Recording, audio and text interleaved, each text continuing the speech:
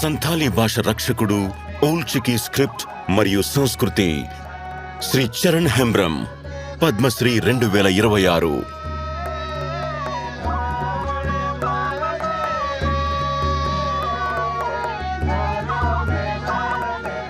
చరణ్ హెంబ్రమ్ సంతాలీ భాషకు, ఓల్డ్ చికీ లిపికి మరియు ఆదివాసీ సంస్కృతికి ఒక గుర్తింపును, ఒక భవిష్యత్తును కల్పించడం కోసం తన జీవితాన్ని నిస్వార్థంగా అంకితం చేశారు. విధి అతని తండ్రిని దూరం చేసినప్పుడు చరణ్కు కేవలం 2 ఏళ్లు.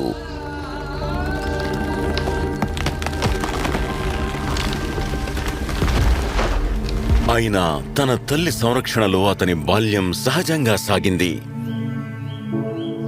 మొక్కను చెట్టుగా పెంచడానికి ఒక తోటమాలిలా చిన్న చరణ్కు ఒక గురువు అవసరమయ్యాడు. తన మేనమామ గ్రామంలో ఆ గురువును పొందారు. అక్కడ నేర్చుకున్న ఓల్డ్ చికీ లిపి ఒకనాడు సంతాలీ సమాజం మొత్తానికి స్వరంగా మారబోతోంది. కాలం గడిచింది. ఆయన తన మెట్రికులేషన్ పూర్తి చేశారు. ఒక ఐటీఐలో శిక్షణ పొందారు. ఒక సాధారణ ఉద్యోగం కోసం చూస్తుండగా జీవితం ఒక అనూహ్య మలుపు తిరిగింది. ఒక రైలు ప్రయాణంలో ఆయన తన సర్టిఫికేట్లని పోగొట్టుకున్నారు. దిక్కుతోచని స్థితిలో ఆయన మరోసారి తన గురువు వద్దకు తిరిగి వచ్చాడు. ఇది ఒక ప్రమాదం కాదు, విధి పిలుపు. సంతాలి అనేది కేవలం ఒక మార్గం మాత్రమే కాదు, అది నీ జీవిత పరమార్థం. గురువు మాటల్ని మంత్రంగా స్వీకరించి సంథాలీ భాష వ్యాప్తిని తన జీవిత ధ్యేయంగా మలుచుకుని టీచర్గా శిక్షణ పొందారు.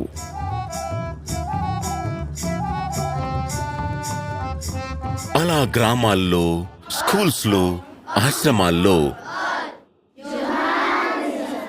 ఒక్కోసారి ఆరుబయట కూడా తన బోధన ప్రారంభమైంది. అడ్డంకులు ఎదురైనా ఆయన ఎప్పుడూ ఆగలేదు.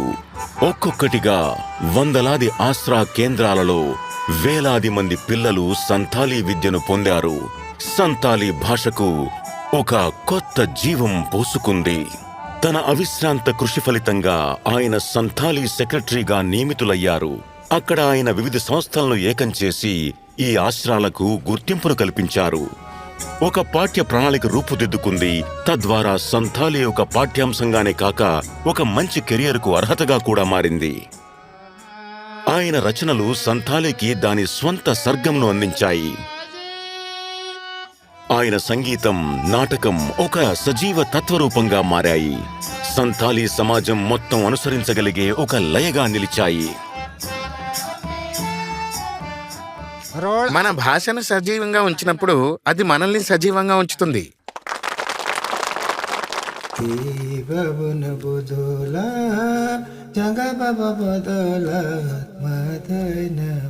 శ్రీ చరణ్ హెంబ్రమ్ గీతాలు పండిట్ రఘునాథ్ ముర్ము శాశ్వత తత్వాన్ని సజీవంగా నిలిపాయి.